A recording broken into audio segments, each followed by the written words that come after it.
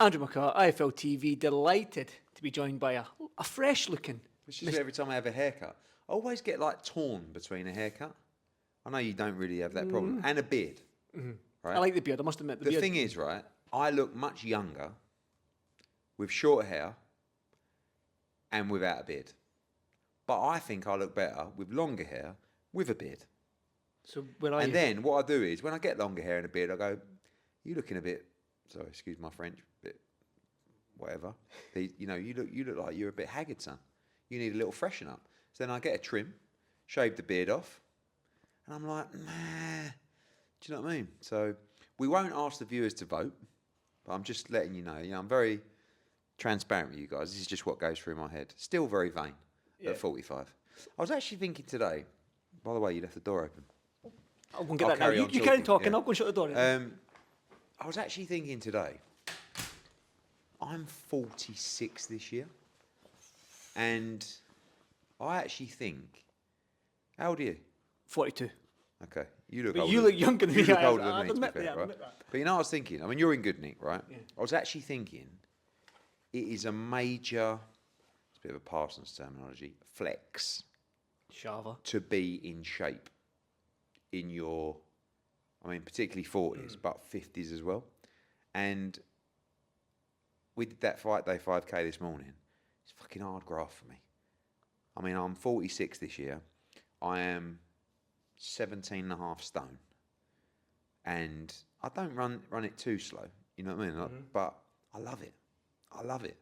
It really is probably, like, outside of the obvious things, it's probably one of the most important things in my life, like training. I love it. We've probably spoken about this, Eddie, but what was the... Okay, we'll talk about I've it. What was always the trained. turning point? I've What was the always turning point? trained. I've always trained. And I've always run, because my dad ran 9 marathons, 10 marathons. And growing up, he would go into the gym at home and he would go on the running machine and he would run for 2 or 3 hours on a running machine. Because he's got one of those mad minds where he just like focuses on a dot on the wall. And so I think that as a kid, you follow the traits that your parents have, Could be drinking or smoking, or maybe it goes the other way. But for me, it was my dad always run. So I just run as well. And even when I was a big lump, like when I was in my 20s, I look back at some photos, like I was boozing all the time, like going out 3 times a week. And it was like, when I look back at what I used to drink, I never had a problem with it, but I just loved to go out. But when I went out, it was like, I don't know, 4 or 5 pints first down the Archers in Gidea Park, and then on to Faces, and then it was like the round consisted of a double vodka Red Bull, a Sambuca, and a beer. And everyone bought one round. There was like 6 or 7 of us that went out, and just shots being smashed all night. Yeah. And it's only when you start to get older you realise how bad drinking is for you, I think. And I got to a point where I ran a marathon, and my weight has always been a problem for me. And probably from 15, I was quite a skinny kid. This is a bit random, we're going up, and I had a stress fracture in my foot. I used to play sport all the time, and I couldn't play sport for nearly a year. And I put on loads of weight.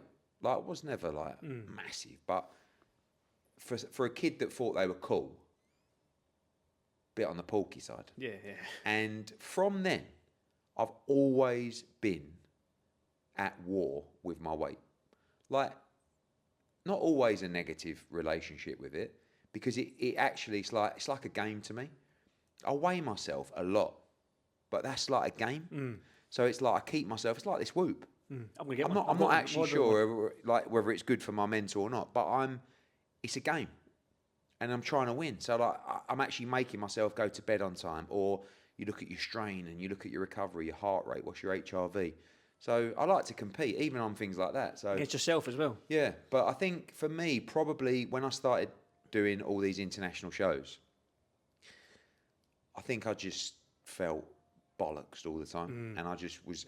And again, what was happening was I was doing a show. Didn't matter whether it was in Manchester or Sheffield or Vegas or New York, and I'd go out after the show, like 100% of the time. Not always heavy, but might go out till 2, 3 in the morning, have a few drinks, wake up the next day at 8 o'clock in the morning, go back, rush back to see the kids or whatever, bollocksed, yeah, eat like a pig all day because I'm a little bit hungover, knackered, right? Roast dinner at 1 o'clock, like liver sausage sandwiches at 6 p.m, fucking 8 of them, do you know what I mean? Crisps during the day, chocolate, ice cream. Wake up Monday, just feeling like shit.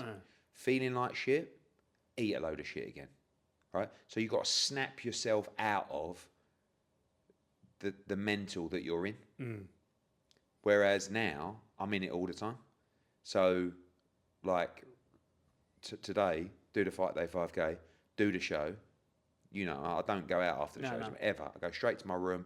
I might sit in the room for an hour or two, going through social media, watching the fights, you know, the night, reading reactions sometimes, like whatever. Get up tomorrow, try and train tomorrow, go home and actually be fresh, eat okay, Sunday night, boom, ready for the week, bang, go to sleep, Monday. Do you know what I mean? And I just kind of learned that whatever you do, wherever you can get an edge, is so important. And the edge for me was, I felt like I was the best at what I did anyway. But I thought to myself, if you can be fitter, if you can be mentally sharper, if you can have more of an engine, if you can have more positivity, why not do it? Yeah. And, you know, it's been like, I've loved it. I'm really so focused on my health and fitness now. I've got a long way to go. I still eat too much shit. I love chocolate. Yeah. My sleeping's still not perfect. Loads of stuff. But I don't drink. Like I might have one drink every now and again. And it's been a game changer for me. I think people are drinking a lot less now. Yeah. Like in general. Well, how do we inspire a couple, I'm not going to name names, but IFL members.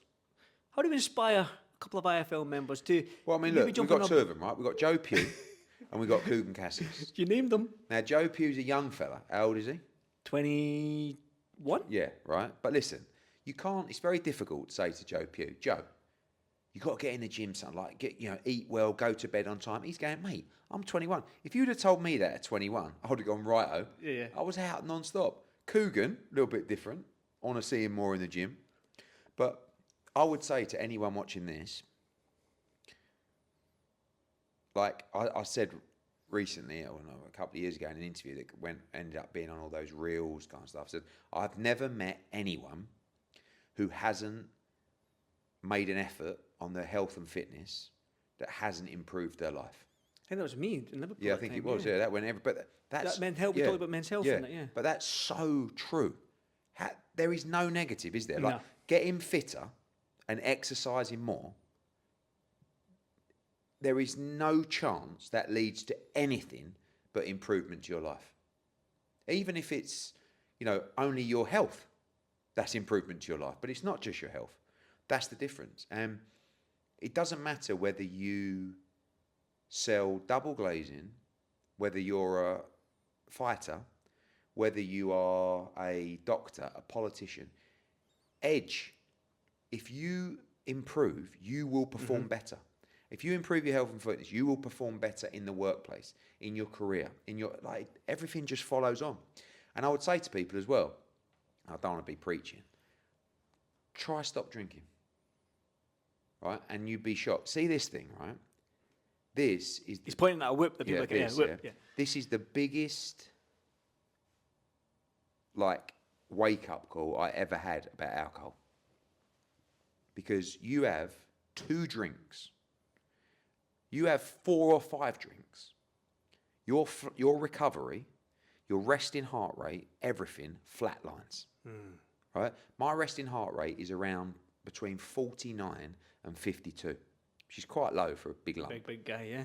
If I have a drink, or if I had a drink, my resting heart rate would go up to 80 overnight in my sleep. That's no good for me. I've got a history of heart problems in my family, I can't be doing it. And when I used to think about what I used to do, not just have a drink, but get smashed on, like every kid, every young 20-year-old, does. But now I see it now, and I just think I can't believe I'm on a group with a couple of my mates on Whoop, so we can see each other's stats. There's a few of them that still love a night out, right, and go wild. I was going to say his name, but I won't say it. But you know you are. And we were laughing the other day because you can see the stats. Yeah. And we woke up and he had his name and it said 1% recovery. 1%. Yeah. HRV 10 and resting heart rate 88 or 90, like whilst you're asleep. Yeah. And it's just, you know when someone's had a night out, they've had a drink. I don't want everyone to be boring, but this is not really aimed at like 20-year-olds and stuff like that. But what I will say is, even if you are that age, if you really want to achieve and you really want to be a high performer in whatever you do, you can't be a fool to go out and get smashed. That's the truth. 100% agree. I'd like to see Coogan on a Whip, to be honest. See what his I love to see people start a health and fitness regime. Coogan was doing it though, wasn't he not? Remember, he got into decent shape. He was actually lifting weights. Yeah. I think his WhatsApp. Do you know what it is? Do you know Do you know what I fucking hate? Hate. Ozempic. Was that? It's the injection thing. Yeah. It's the biggest cop out in the. I mean, what has society become? And I know for some people who have tried everything and they just get to a situation like they need help to lose weight. You lose weight, you lower your blood pressure, you lower your resting heart rate, and it's gonna. And I think these Ozempics, Manjaro, whatever it is. You think these things are good for you? Nope. Come on, let's not be fucking idiots. But I understand sometimes you need to bring that weight down, otherwise you are going one way. But the problem with Ozempic is people who are more than able to get that weight off in the gym and just by making the right decisions are shortcutting and using Ozempic and Mount Jaro and that kind of stuff. And I think it's diabolical. Because do you know how long I've been grafting away to stay just fat? Right? 30 years. You're not fat, Eddie, let's be honest. Listen, but I'm not, for 30 years, Andrew, I've been battling, not always a negative way. Fluctuating up and down. But with my weight. 30 years. And you're telling me now you can come in and stick an injection in me to put me off my food and I'll lose 5 or 10 kilos in a month. It's a cheat. It's a cop-out, it is. It's a cop-out. Yeah. The battle is where you grow as an individual. Like, that is like when I go on a hard run, and I'm bollocksed, that is what builds character. Not sticking a needle in you to lose a bit of weight. I hate it. Nah. And I hate people that are in decent shape who are taking it. Because, like... Well, I think me and your mindset now... You think that something you put in you that tricks your mind, or whatever it does, to stop eating, can be anything but horrendous for you. Like, I was watching... do you watch Netflix? I do, yeah. Do you watch Black Mirror? Yes. Have you seen that? Yes, right? I've seen that, yes. Right, well, that's like a sign of what's coming technologically. Yeah. And it's all going that way. I mean, Yeah, because you're controlled by the Whoop. I am.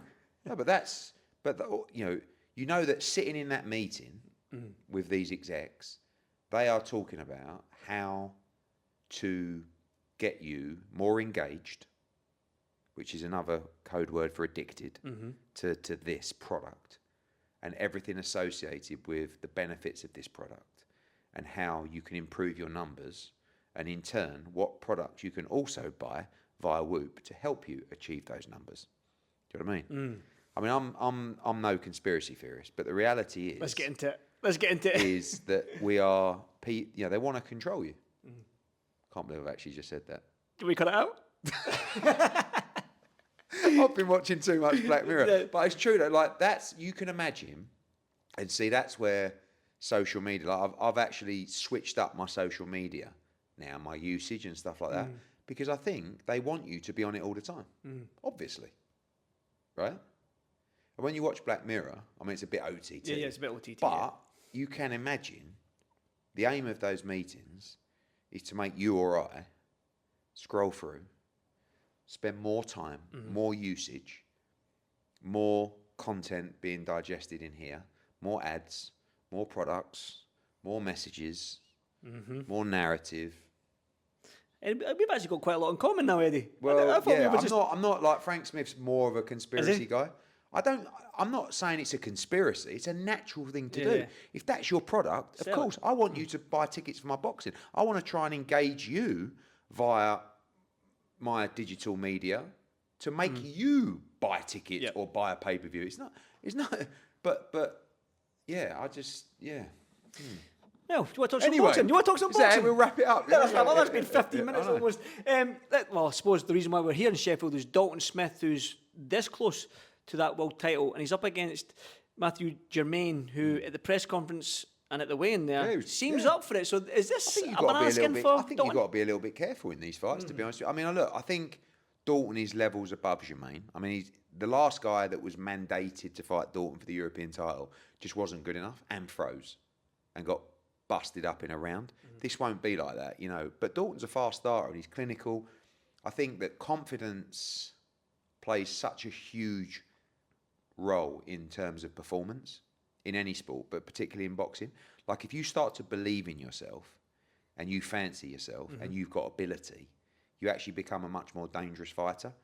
Dalton really believes in himself now. I think even with Ennis last week, you just saw as the rounds went on, like he just starts thinking, you know, he's getting that belief back, and then he's like unstoppable. And I think Dalton, he's got that spite now because he really does believe in himself. But I like it when like fighters like Germain have a big team with them. They have a lot of people travelling with them, family, friends. Good luck to him. I mean, he's thinking to himself, I'll beat this guy. I'm number one in WBC. I'm going to change my life forever. Good luck. But Dalton's got to show his class. I think it'll be competitive. And then I think he'll beat him up. And I think he'll stop him. And then we'll move on and fight Puello for the WBC world title.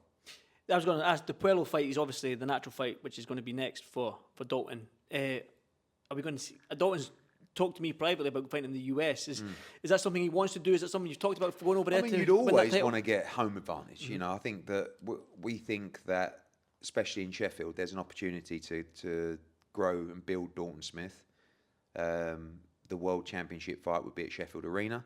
I think he'd fill the whole place up for the WBC title. And then in that weight class, you're talking about bringing big fights to Sheffield. Hillsborough is, of course, the dream. We saw with Kell Brook, you know, he was doing very well in the arena, and then we rolled the dice at Bramall Lane, and he done the lot, 25,000 or something. So it's well doable, and he's a very good fighter, Dalton. I think he's got a good head on his shoulders. Obviously, got his dad in the corner who's doing a great job, and I think he's going to be around for a long time. Josh Warrington is back. The gloves in the centre of the ring sometimes indicates that he's retired. Obviously, he's analysed it now, wants to fight on.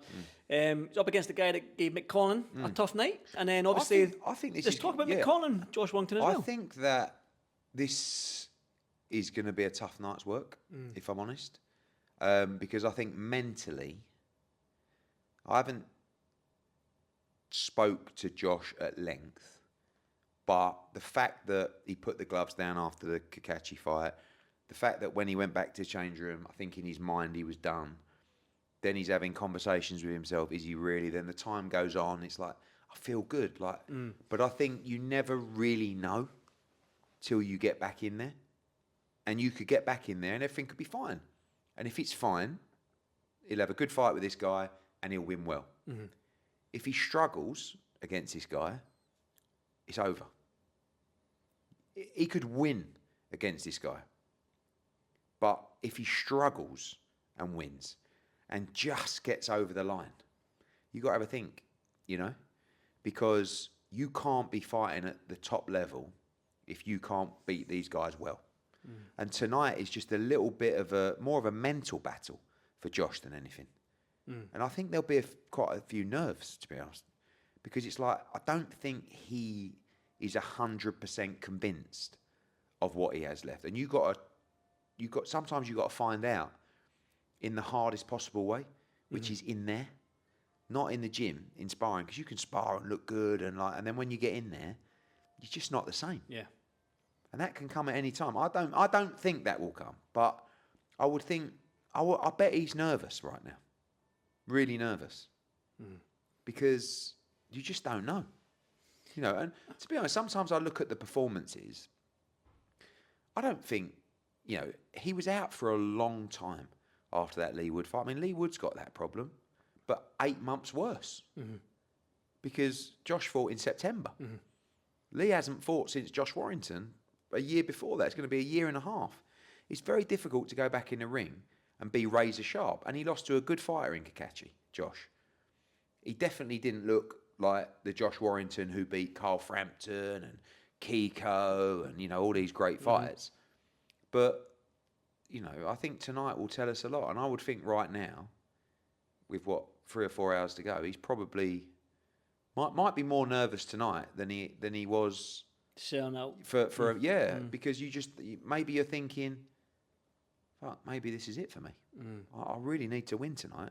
And now all of a sudden, you're on an undercard in front of 2,500 people, and you're like, I'm kind of fighting for my career here, And this other bloke's not, he's game. He's no mug. Yeah, we've seen him against Mick Conlon, didn't we? He won rounds against Mick Conlon. So I think it'll be an interesting fight. Ed, I want to talk about the rest of the card and the announcements that you've got coming on this card as well. But there's something I really want to talk about, because I saw your interview with Coogan and you didn't see the Chris Eubank Sr. interview with Coogan. And obviously you've probably seen that now, and there's an emotional sort of plea about the fight. Now, I don't know if you've seen the Carl Froch interview with him when he said this. I'm paraphrasing here, Eddie, so bear with me. He basically said that this fight is not going to go ahead. And he says he's as sure as that. Froch said that? No, Senior. Yeah. He said he's as sure as that this fight is not going to go ahead as if he was to walk outside his house and start waving his hands about to shake the earth, that he knows he can't do that. That's how sure he is. I'm paraphrasing. Yeah. You know what I'm trying to say. He's as sure that he can't shake the earth doing that. That's how sure he is this fight isn't going to head. And Carl Froch, have you got a reason for that? And he says he wouldn't say. So, okay. I mean, well, I don't know where to go. I hope he's wrong, because we're 1 week away. And unless he's got some outrageous plans to stop the fight, I mean, the whole thing is quite strange, if I'm honest. I mean, there's two sides to it. Number one is the personal side, about what Senior said about Junior, their relationship. And despite Eubank Jr. constantly having a go at me and slandering me, I really don't want to comment on that, because it's a personal relationship with his father, which I find quite sad.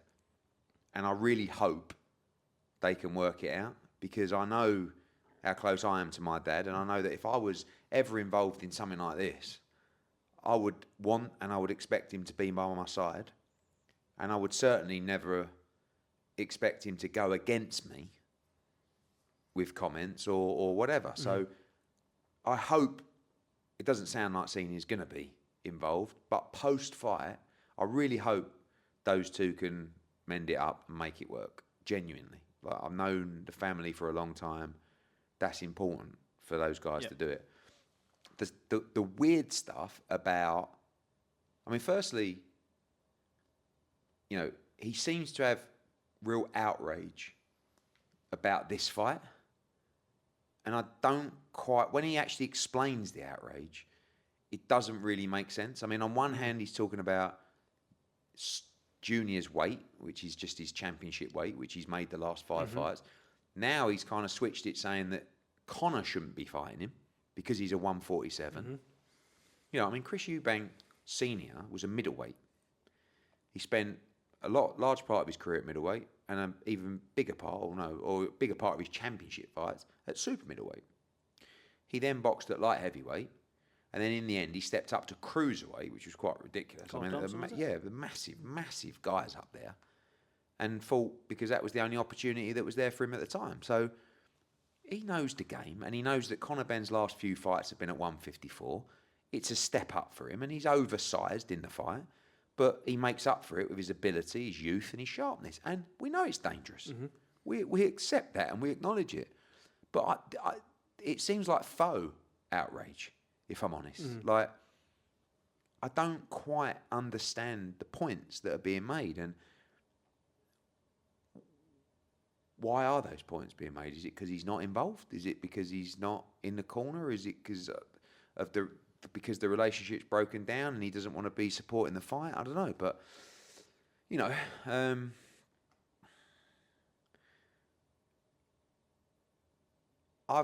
I've known Chris Eubank Sr. for over 30 years. Most of the time,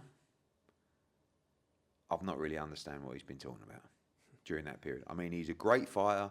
He's a tough bastard. He's a competitor. He talks some waffle a lot of the time. And this is just extended waffle that doesn't actually make sense. I mean, to go out there actually and start saying that the fight's not happening. It's 7 days away. I mean, Conor Benn has just had 10 weeks, probably more, of the most brutal camp you could ever imagine. Chris Eubank Jr., I believe, would have put a lot into this camp. And, by the way, both guys are making a considerable purse. Okay, so it's going out again, yeah, that's fine. For the fight. And for Junior particularly, this could be one of the last, of a long career. So I don't see any way to fight. I mean, I just, unless, if he could let me know why it's not happening and when we find out about that, I'd be very happy because might be able to save a few quid on a few bookings. But no, we're all systems go, and it's going to be a massive fight week.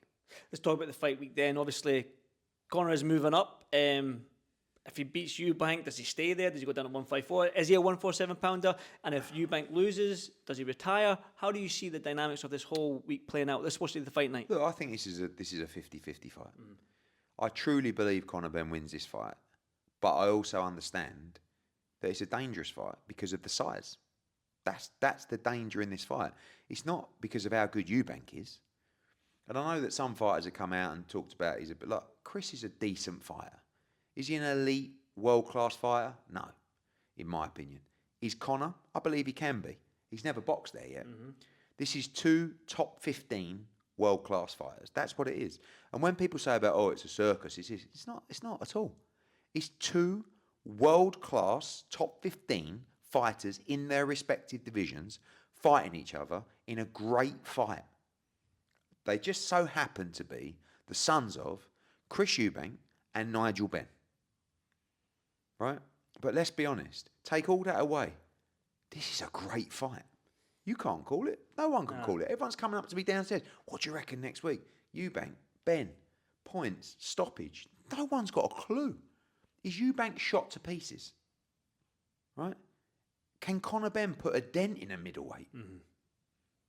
Right? Can Conor Benn live with a bigger guy over 12 rounds? How's Eubank's body held up in training camp? No clue to any of these questions. And that's why it's such a massive event. I wish people would just kind of embrace the fact that next Saturday at Spurs, we have got 65,000 people watching Chris Eubank against Conor Benn. Right? Eubank, Benn. And it's like, it just goes in line sometimes with our British mentality of knocking you down. No, not even knocking down. I bet it don't happen. It's like, fuck off, mate. Why don't we just go, fucking hell, how good's next Saturday going to be? How good that we can be at Spurs, or we can watch live on DAZN, or we can sit in the pub, watch all this build-up all week, right? Because it's going to be wild. Yep. And watch a great night. And by the way, the undercard's great as well. I mean, Yard against Arthur, Sheb Clark against Vidal O'Reilly's a great fight. So Smith McKenna. Smith McKenna's a brilliant fight. Even Brandon Glanton, he's exciting. He's fighting Chris Billiam Smith. It's just a great night. Can we just have a smile? 5 good fights as well. Can we just have a smile and go, fucking let's look forward to Saturday? Well, there's my smile, Ed. I've gave you Good, one. good. I want to talk about your friend Ben Shalom as well, because he came on TalkSport and said that Frank Warren's came up with some fake outrage and he didn't understand where it's coming from, reference his contract, because it was minuscule error. Again, not his words, but I'm paraphrasing again. But what did you make of it? I know you said it was a load of nonsense, but the fact that he's basically said that it's fake outrage from Frank Warren, and he's reading notes. It's not fake outrage, but the fact that those two don't get on, you're going to punish him. Yeah, that's what you're going to do, and it's just a game. You can't say, I watched Ben's interview. He's like, it's like I've received contracts before that said it was on a Friday when actually it was on a Saturday. That's not the same. It's totally different. I mean, you can't. Someone wants 12 rounds because they think they're going to get to the fighter. Like 12 rounds benefits, in my opinion, Liam Cameron probably more than it does Ben Whittaker. And when you turn it into a 10 round, obviously when you lose a little bit of advantage, the deal changes, you know? I do think that it's been blown out of proportion a little bit, but that's because of the situation and the relationship. Do you know what I mean? Mm-hmm. And with those things, like I've actually realised over the years that having good relationships with other promoters actually sometimes can be very beneficial. Like in this situation, and it would never ever happen that we would fuck up like that. But say, I don't know, there was an apocalypse and we fucked up on a mistake like that in a Queensberry fight. Mm-hmm. I could phone George and Frank and say, listen, there's a mistake here. We sent you a contract for 12 rounds and it should have been 10. Now, they might go, all right, well, let me talk to the fighter. And, you know, and at that point, you might speak to the fighter and say, do you mind? Like, you know. Yeah. But now, because of the relationship, they'll go, oh, dearie me. Dearie me. That's what that's the first thing. But what you got to do is you got to nip it in the bud early. Where the mistake came, dragged on and on and on. You got to deal with that. And the longer it drags on, the more expensive it gets. Mm. Do you know what I mean? Well, Liam's well paid, he said. Yeah, of course. I know. Like he would have got a nice chunk. Everybody knows, and you know. But listen, again, it's not something I've seen or we've done, but mistakes do happen, and the key is to learn from them, and they won't do it again. Mm. And you know, listen, when I was starting out, I made mistakes, not like that, but I still might have said something or you know, piss someone off or whatever, and you just learn over time that. I think as you get older, you just become a lot more chilled out, and you can't be bothered with the bullshit, and you just say it how it is. And yeah, it is what it is. Fight. So I'm looking forward to it. I'm looking forward to the fight. So am I, and I'm lucky enough to go down there. Eddie, now I want to talk about the schedule quickly as well, because you mentioned the Ben Eubank fight next weekend, but then after that we've got a fun weekend of Canelo and Ryan Garcia, Devin Haney, Teofimo Lopez, and Nui on the Sunday. Where are you going to be? Have you got the weekend off? I'm going to be in Times Square. Yeah, I've got. We're running the logistics for the ring and Saudi in Times Square, which is a hell of a job. You know, partnering up with Golden Boy there. Yeah, it's a big job, that is. And I'm seeing His Excellency will be in town, I think, tomorrow, Monday. I'm hoping I can bum a seat on the jet to go straight from Times Square to Riyadh. So we'll see, but I'd love to go to both. You know, I'd love to watch Canelo fight in Saudi, and yeah, looking forward to. Obviously, next week is the focus for us. We're the lead promoter next week with Ring Magazine, and it's a huge show for British boxing, and I really want Conor to win, real bad. I can see that. I can see that. A couple more from me. Chris Eubank did have a dig at you. He posted pain undercard and stuff like that. What did you make of all that? I think it's a nice touch. I mean, look, you can't really win because clearly it's a publicity stunt, right? Do you really think he was that bothered? I mean, funnily enough, like 2.5 years after it happened and a week before his fight, he decides to do it. But at the same time, any time fighters receive money is a good thing. A lot of people do a lot of things for people. Whether that be charitable, you know, whether that be emotional, you know, and I'm not even going to say, but there are fighters that I know and people that I know, and us as well, you know, who have done substantial things for people. But we don't post it on social media. And there's a fighter, particularly, who is very involved in this fight, that's done a lot for people. And I would love to tell you, but it ain't my place. And they don't want it to get out there. Do you know what I mean? So if you want to do things for people, if you want to make kind gestures, and you want to post it all over Instagram of what you've done and how you've paid them, and that, then each to their own. But, you know, I haven't really had any questions about it, but sometimes the question might be, well, why didn't you give them the money? And the answer is because fights and shows fall through a lot. And the job of a promoter is to make sure that you get that fighter back in the ring as soon as possible. And we did that for all our fighters that were involved in that card. And unfortunately, financially, it was a disaster for everybody involved, that show. But we move on, and like I said, anytime any fighter receives money, good. So a very nice gesture. I was just a little bit confused because when he said, I'm going to donate 50,000 to the fighters who missed out, I thought it was 50,000 each. As a joke, by the way. That's yeah, what no, listen, fair play. I think that's the way yeah. to do it. But if you want to, make a good deed and a good gesture, and then, it's a bit like the guy that goes out and makes a donation and has a selfie there and says, look what I'm doing today. Each to their own. Eddie, one final one then. When we look at the heavyweight division, we look at Anthony Joshua, probably close to retiring as well, maybe 1 or 2 fights left. Tyson Fury's retired. Then we look at Zhang and Joe Parker and all these guys. They're all in their 30s. Joe Joyce. You've just signed a young 18-year-old heavyweight. Again, I'm probably putting the horse before the cart here with Leo Atang. But how much have you seen of him, and how far can this kid go? Could he be the next Anthony Joshua, Tyson Fury? You see the similarities. People always ask me, who is the next AJ? Like, who is the next heavyweight that's going to fill stadiums? And it's a big call to be labelling him that at 18. But when you are athletically gifted, when you have great fundamentals, when you have an outstanding amateur pedigree, multi-time national champion, world under-19 amateur champion, European champion, like, this kid is the future of British boxing. Now, it doesn't mean that you just become world champion. There's a plan and a strategy, and everybody's got to play their part, of course, including the fighter. But the reality is, like, if you look at Daniel Dubois, Frank Warren signed Daniel Dubois, I think when he was about 18 or 19, and had been working with him for years before that.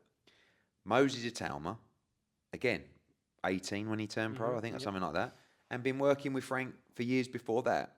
So you have to choose your investments in terms of the fighters that you believe in are going to be the stars that are going to take the sport forward.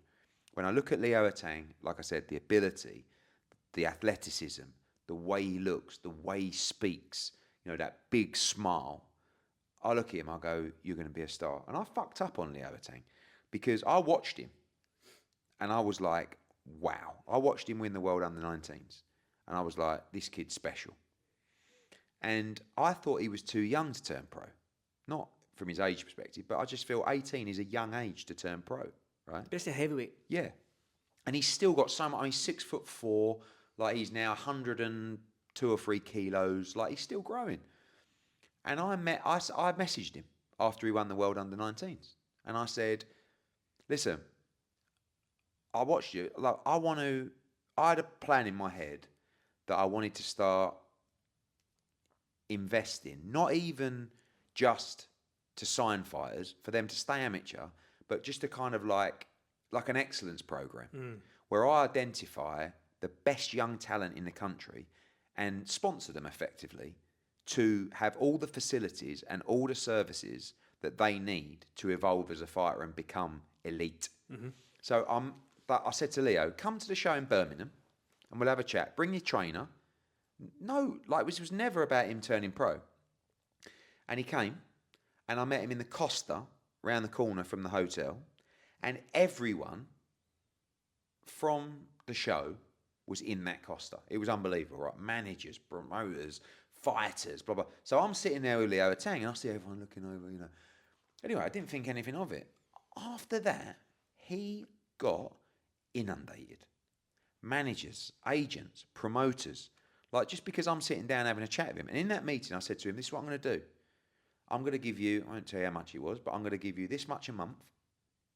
And I'm going to sponsor you. And I want you to use that money for strength and conditioning, for recovery, for sparring, for equipment, whatever it is. And he was over the moon. And then they come back and they went, listen, we've had all these approaches from managers and promoters. He's going to turn pro. I'm like, what? No one even was approaching you before I sat down and had a coffee with you. Now I've got to put up I was just going to give you a few quid. Now I've got to weigh you in to sign you. And we had a couple of meetings and we just got on really well. And I know how to build a star, and I know how to build a great fighter, especially a heavyweight. And you're going to see him box 7, 8 times a year, all around the country, all around the world. And it's a slow build. I need 2 or 3 years of him getting to 20-0, knocking people out. He's 18 years old, but he's very special. I'm looking There's forward actually 3 of them. I shouldn't say this because I haven't signed the other 2 yet. But there's Adam Macker. Yeah. Right, who also won the world. Is this an announcement? Because this might go out close. No, there's no announcement tonight for Adam. Listen, I'm trying to sign Adam Macker. Right, okay. Sam Jones signed Adam Macker. Oh, if Sam Jones in there. But there's 3 of them. There's Leo Atang, there's Adam Macker, and there's Tia Ayton. Tia Ayton is an 18-year-old female fighter, never lost as an amateur. Unbelievable. Adam Macker, young kid, won the world under-19s. Unbelievable. But what you're doing is you're picking them up before they go on the Olympic cycle, because they're all Team GB stars. They're all going to go on, But the thing is now, it's a little bit like leaving college. Do you go to university or do you get a job? And when you get a job, those 3 years of when you first get a job, the value of that experience puts you in such a better place than university, if I'm honest. I still think going to university is great, well, great experience, education. But those 3 years in the workplace, which is basically the 3 years that those 3 fighters would be experiencing to get themselves ready for championship level. And I think there's so much uncertainty with the Olympics. I know it's going back into Los Angeles, but, do you get in? You could get robbed in a decision. So, I'm basically trying to sign all 3 of them. And if you're watching, Adam and Tia, make sure you sign with Metro.